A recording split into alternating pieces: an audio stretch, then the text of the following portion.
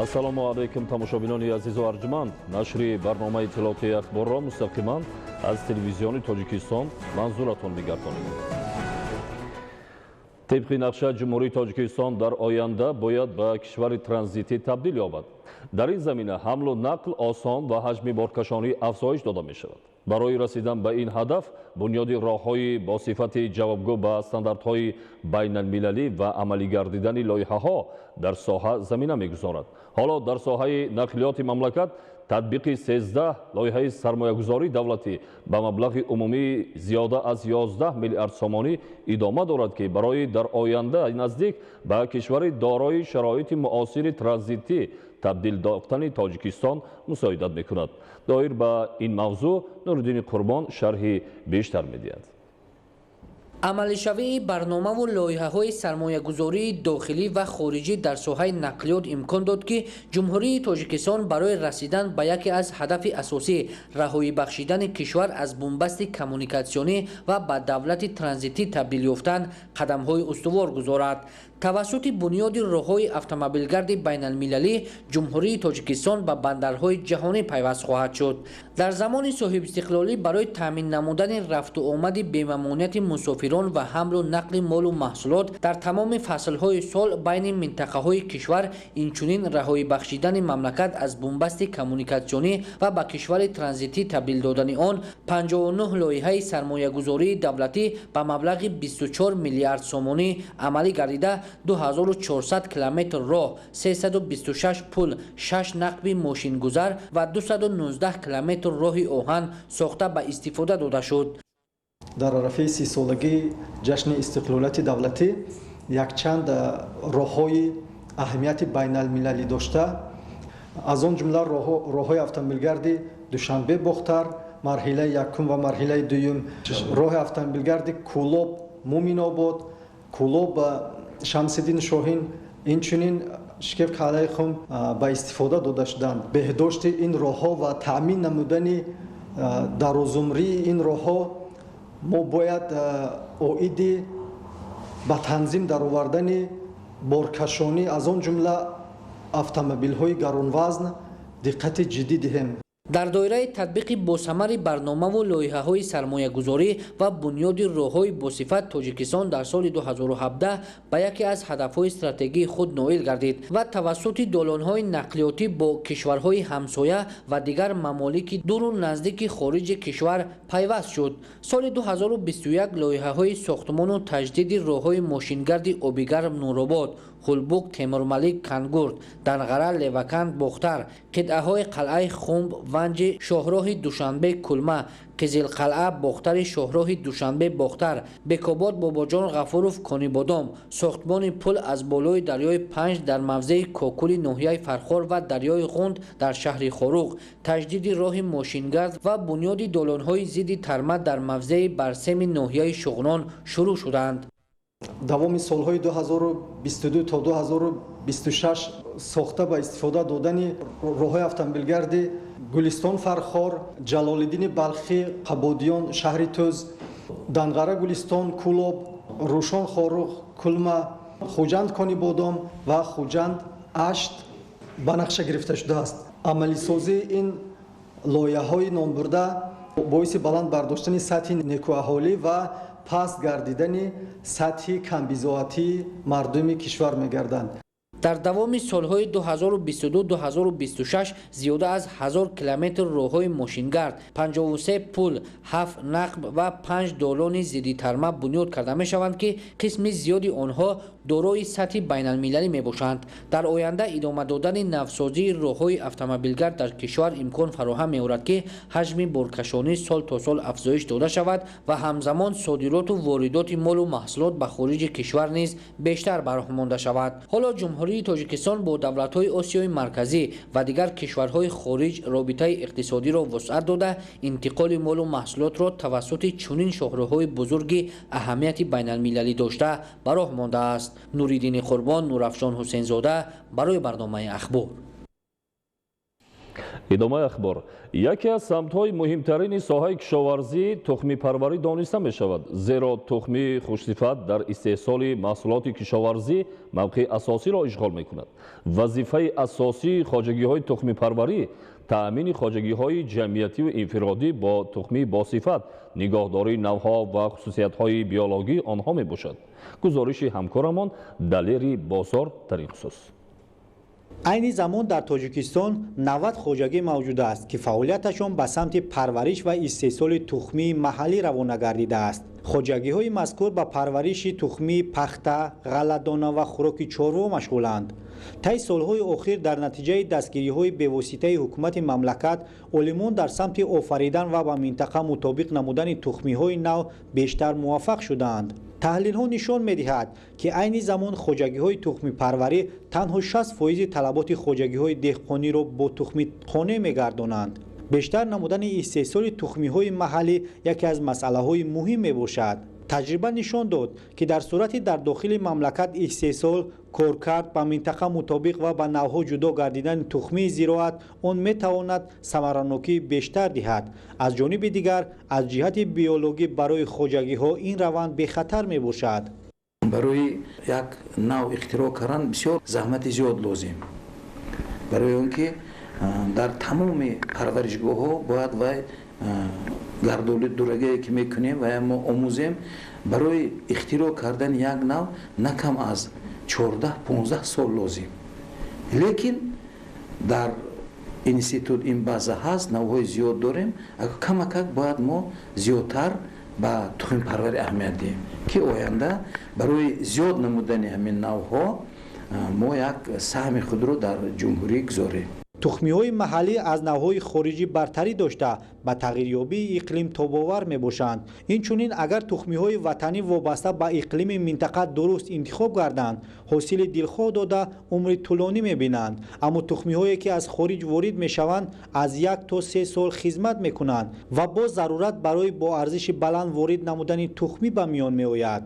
навъҳои гуногуни тухмӣ офарида шудааст. танҳо онро ба таври васеъ дар истеҳсолот ҷорӣ намудан зарур аст. ҷалби сармояи мустақим ва дар ҳамин асос беҳтар намудани фаъолияти хоҷагиҳои тухмипарварӣ аз роҳҳои самаранок барои соҳа арзёбӣ мегардад.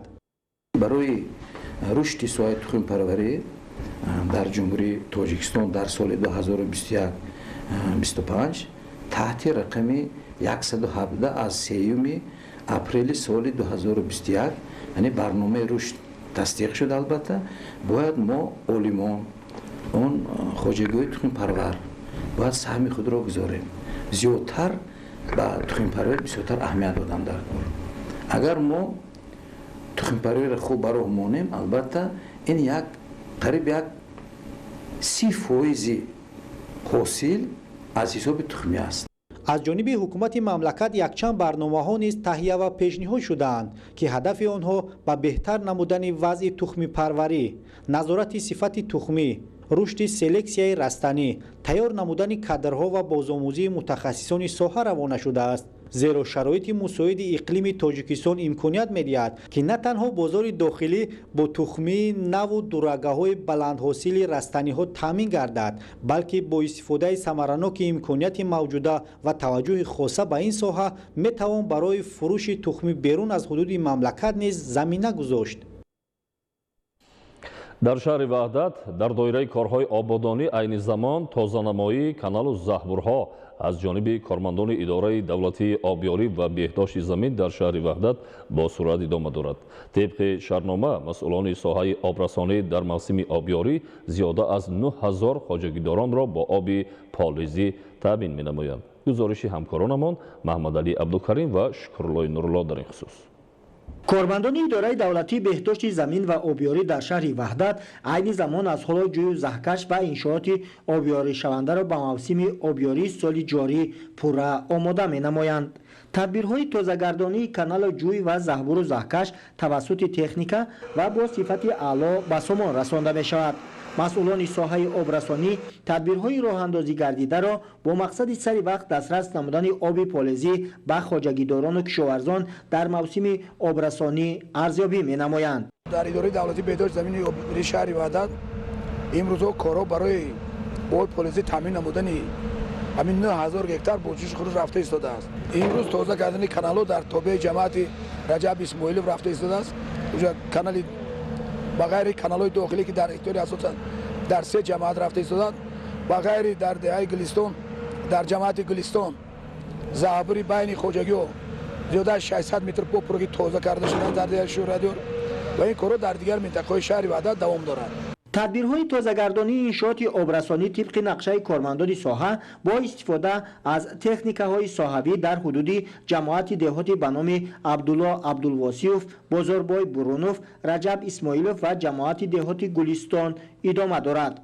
عین زمان کارهای تعمیر و نوسازی در کانال دشتی بید که بر اثر آفت طبیعی خراب گردیده بود با وسعت ادامه دارد. با تعمیر و نوسازی کانال مذکور زیاده از 200 هکتار زمین‌های کورم در این موضع آبیاری می‌گردد که این در آینده به رویاندن حاصل دلخواه زراعت‌های کشاورزی مساعدت می‌نماید. در توبه اداره دولتی بهداشت و شهر وحدت زیاده از 10 تا پایگاه پوشش موجود می‌باشد که از این پایگاه بخشی 50 سالگی بوپروگی تعمیر کرده شده است. پایگاه بخشی اسکی گذار یک تعمیر کرده شده است. 50 سالگی باشد در عرفه انجامیابی میباشد. ما باباری گفته میتونیم که امسال مسئله پلیس تعمیر کردن همین 9000 هکتار زمینی که در توبه شهر موجود میباشد با پروژه میبره. نوسازی پایگاه آبکشی اسکیگذار 1 و اسکیگذار 2 امکانیت فراهم آورد که زمین‌های تشنه‌لب جماعت دهاتی کریم اسماعیلوف در موسم آبیاری شاداب گردد. اطلاع داده شد که زیاده از 1200 هکتار زمین‌های منطقه پایانی ناحیه فیض‌آباد از جانب کارمندان اداره دولتی بهداشت زمین و آبیاری در شهر وحدت توسط پایگاه آبکشی 20 سالگی تاجیکستان آبیاری می‌گردد. تا امروز 2 پایگاه آبکشی تعمیر و نوسازی گردیده به موسم آبیاری پورا آماده می‌باشد.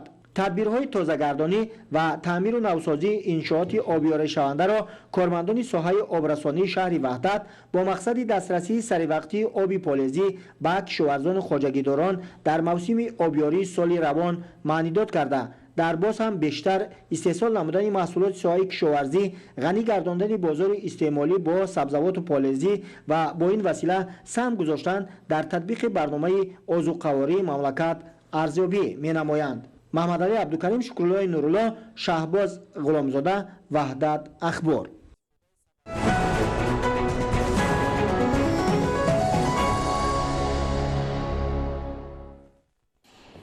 در نویای فرخار برای فعالیت ثمره‌بخش در دوره زمستان امساله با دستگیری حکومت جمهوری تاجیکستان و صاحبکاران به 70 مؤسسه تعلیمی، 10 مؤسسه تا مکتبی، 28 مرکز سلامتی و 26 بنگاه طبی به طور رایگان انگشت دسترس کرده شد. ادامه موضوع در گزارش سید جعفر محمدعلی و خورشید نادرخان.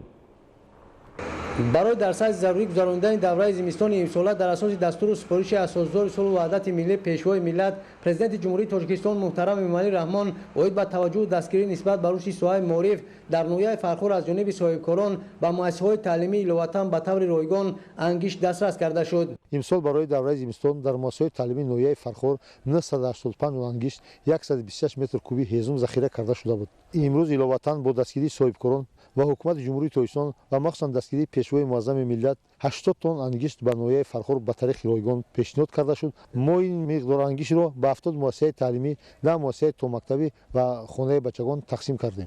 با دیگر مؤسسه‌های اجتماعی نویه از جمله ساحه فرهنگ و تندرستی بخصوص مرکز و بنگاه‌های طبی دهات نویه نیز بیش از 40 تن انگشت خوشصفت کمک کرده شد. برای زمستان گذرانی پیش از این هم انگشت با مقداری ضروری دسترس بود و امروز خرسندانه با دستگیری اساسگذار صلح و وحدت ملی پیشوای ملت پرزیدنت جمهوری تاجیکستان محترم امامعلی رحمان و شخصان سخاوتمند زیاده از 40 تن انگشت دسترس کرده شد و ما نیاز داریم که این انگشت رو بین مؤسسه‌های کمک اولیه طبی سانیتری با مرکزهای سلامتی دهاتی 1 تنگی و با بنگاه‌های سلامتی 500 کیلوگرمی دسترس نماییم. در دایره راه اندازی کردن این اقدام به ناحیه از جانب صاحبکاران 900 تن انگشت وارد و آن در 10 جماعت شهرک و دهات ناحیه با ابتکار مقامات اجرایی حکومت دولتی به 5752 عائله که در آنها معیوبان، یتیمان، سابقه‌داران مهنت و نیازمندان به سر میبرند چنین نانگوی مواد سوخت کمک کرده شده است.